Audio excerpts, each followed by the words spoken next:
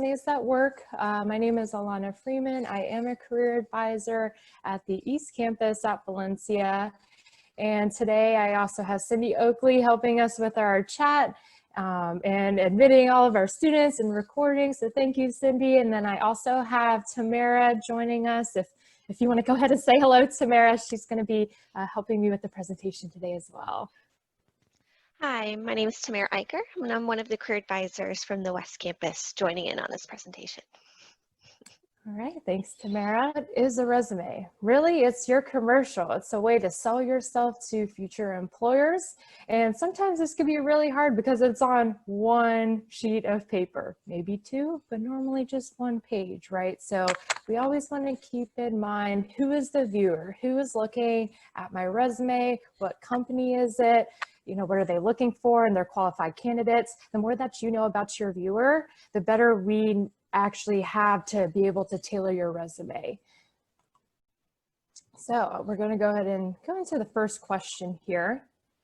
So feel free to type what you think the answer is in the chat. So approximately how much time does an employer spend looking over a resume? How much time do you think they actually spend looking at that piece of paper here? That's typically 6 seconds.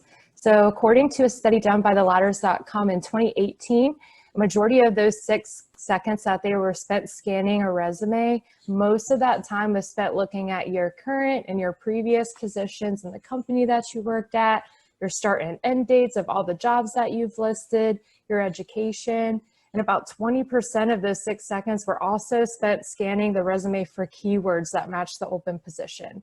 So we'll talk a little bit more about, you know, how to include keywords and get your resume seen by an employer. But this just goes to show that, wow, those 6 seconds are really important. So we want to make sure that the information that is on your resume is super relevant to the job. It's easy to read. Those qualifications stand out to that future employer so they don't miss out any important information that you want to convey to them.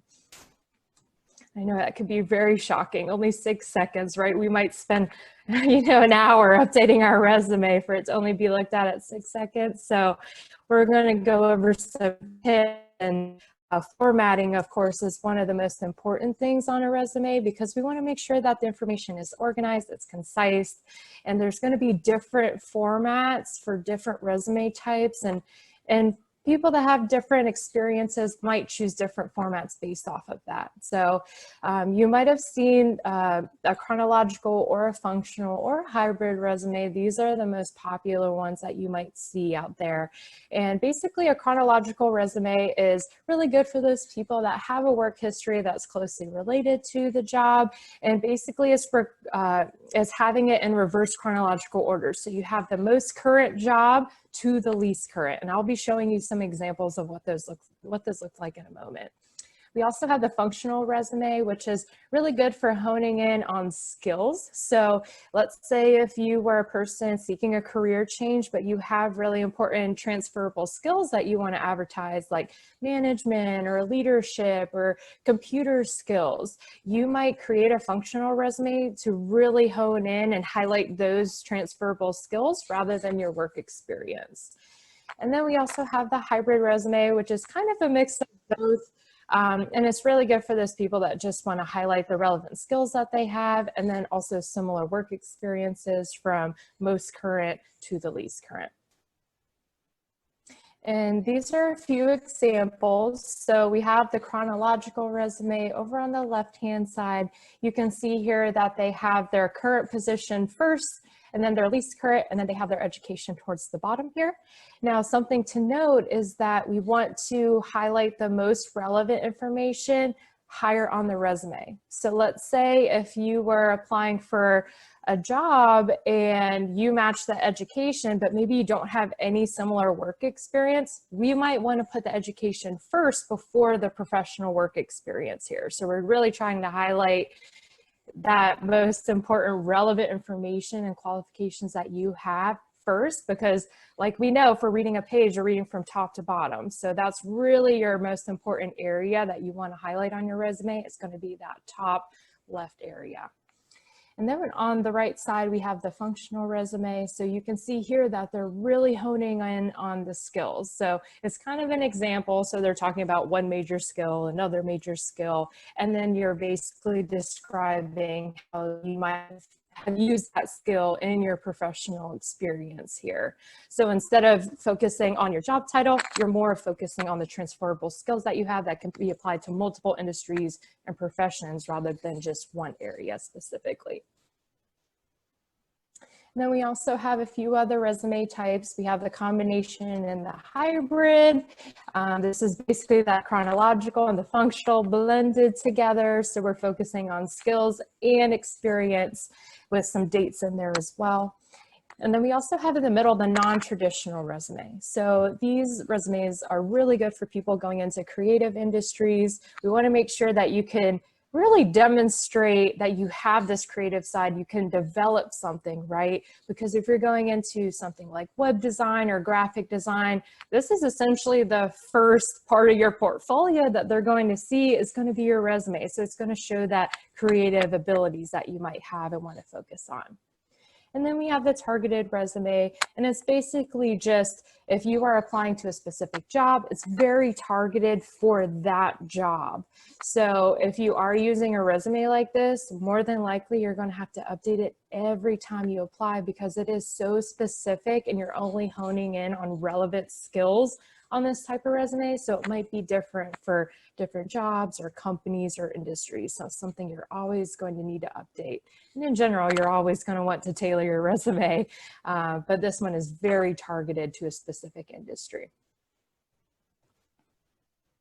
All right, and then another thing I wanted to touch on is using templates and being creative in your resume. So I know using templates are very easy. You can basically plug in your information, and there's a lot of pros from using templates like this, like getting started on a resume, understanding where things are organized and filling in. It might give you certain categories to start with. So it's really easy to just plug in the information, get it all on one page.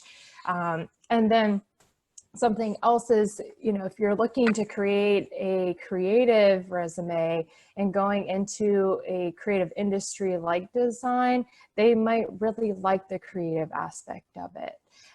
But you're always going to want to do your research in order to prepare and really decide, well, what kind of resume should I be building? It's going to depend on what kind of jobs you're applying for, your personal experience and work and education and skills. So we always want to kind of do a little bit of research in order to prepare the best that we can and tailor it appropriately. And a few cons of using some templates and being creative is that some companies might prefer that traditional resume, right? So we have that chronological or maybe the hybrid resume that is the most common that you'll see out there. So depending on the company and the work environment, we might prefer one over the other.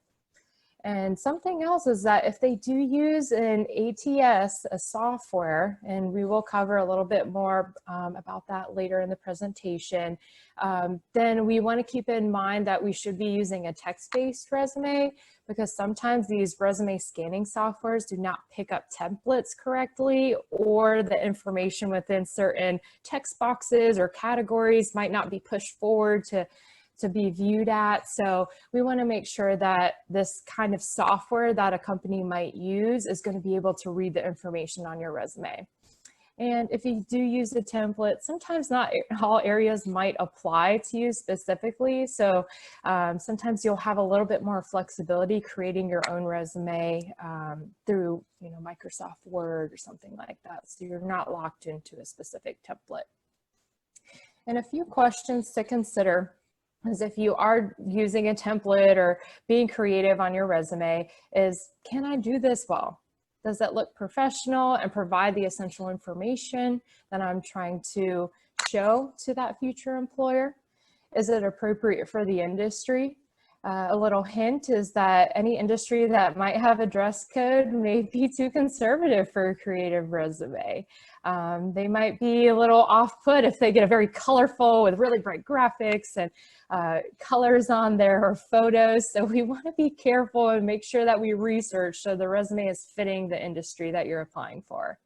And then we also want to keep in mind, how are you applying? Are you applying online? Do they use a type of software that might be scanning your resume, or is it in person? Maybe through a job fair, you're going and handing in your resume. So these are just a few things to think about if you are considering being creative or using a template when you're building your resume.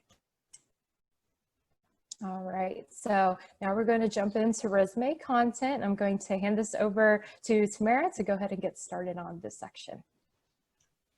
Okay, so resume content. What should we even be putting on our resumes? There's quite a bit actually. So we can go ahead and go into the next slide.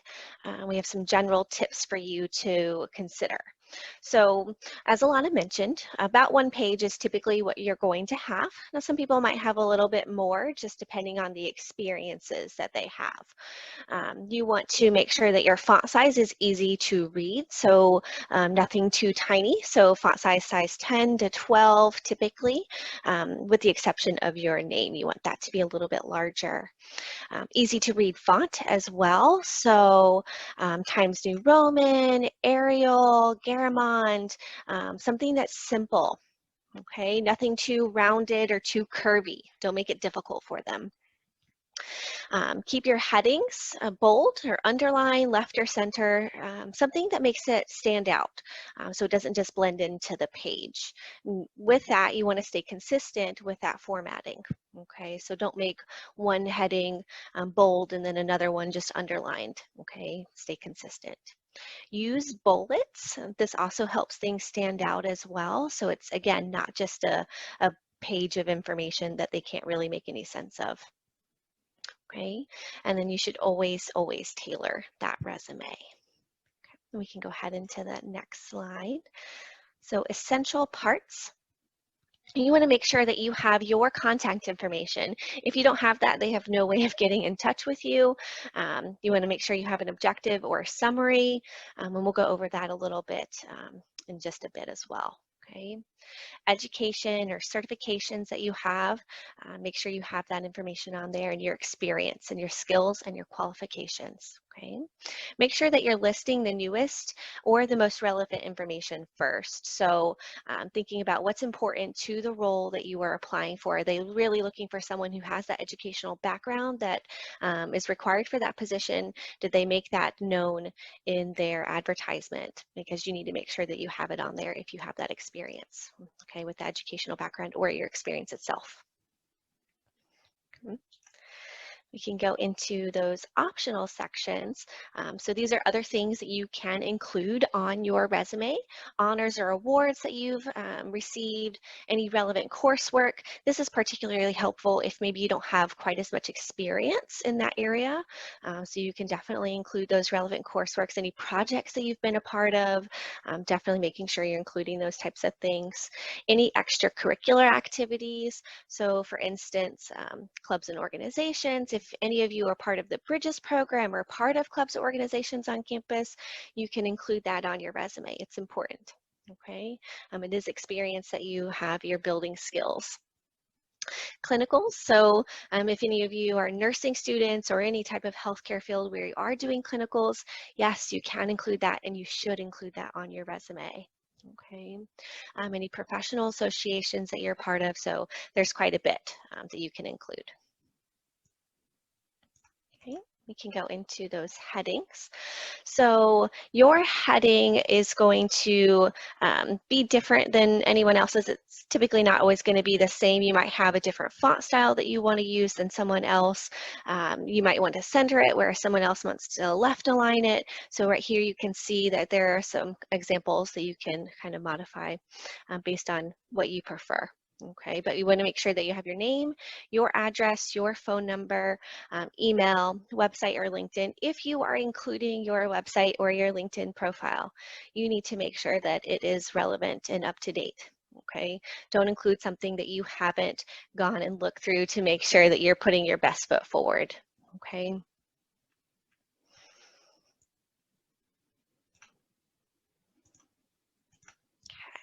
And we have our summary versus objective statements. So That's what I was talking about earlier. So you can have a resume summary. You're going to use this when you're applying for jobs in the same industry versus that resume objective when you have little or no work experience related to that new job. So resume objectives and resume summaries include goals. Resume objectives tend to focus on the job seeker's goals, where summary statements shift the focus from the job seeker to the company. So describing goals that relate directly to the company needs and highlighting relevant strengths, skills, and experience. So here you can see there's a couple examples that we've given you. So with a summary, you can kind of see this creative graphic artist with 5 years of experience working with top brands using Adobe Illustrator, Photoshop, and other Adobe Suite software. So they're talking about their hard skills within this area, okay, that are relevant for the job. With the objective, motivated nursing student seeking internship to further develop experience working in geriatrics. So looking for what their goals are in this area. Okay. We can go into the next one. So our education, and here you can see there's a couple different styles as to how you can do that, but you want to make sure that you include where you went to school. So the name of the school, the location. You want to include when you completed that degree or certification. And you can see that one of these, they said expected graduation date. In others, they put May 2009 or May 2017, so just the month and the year. Either is acceptable. It might even depend on the space that you have on your page. Okay. You can also include optional, the GPA. So I wouldn't include that if it's anything lower than a 3.5, so 3.5 and above. You want to make sure, again, that you're putting that best foot forward.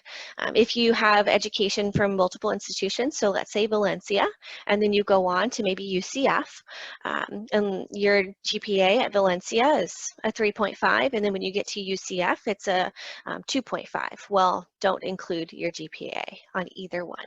Okay, because if you include it on one and then not the other, I'm going to wonder, well, what happened? Why isn't this listed? Okay. Also, you're going to be listing your highest degree first on your resume. So you're not going to be listing, let's say UCF before Valencia, unless you went back to Valencia for another area, but typically all of UCF's degrees are going to be higher, so bachelor's or higher. Okay. You're also not going to be including any high school information on your resume once you've been in college, unless maybe you're a first-year student and don't really have any experience just yet. Okay, that's something that we can always chat with you about during a resume review session. Okay. Then we also want to make sure we're including that professional work experience. So you're going to be listing your jobs in reverse chronological order, which means your most current to least current. So always start with most recent and move your way backwards, okay? You want to make sure you're including the title, the company, the dates, and the location. And as we mentioned before, these can be any experiences. So it could be a work experience, it could be internship, a volunteer experience, clinical. So anything that's relevant to this job can be listed in this area. Depending on the types of experiences that you might have several different sections. So again, that's something that we can chat with you about during a resume review based on your personal experiences, okay? Because not every resume is going to look the exact same. You also do not have to list every single job that you've had. Okay, you want to make sure that you are including things that are relevant to the roles that you're applying to. If you've had gaps in employment, you don't necessarily need to go back 10 years. So you've had this gap in time. So what have you been doing since then? Have you been involved in any type of professional association or volunteer work? Those are things that you can then put on there. Okay. Dates of employment, definitely something that you want to make sure you're including on there as well. Okay.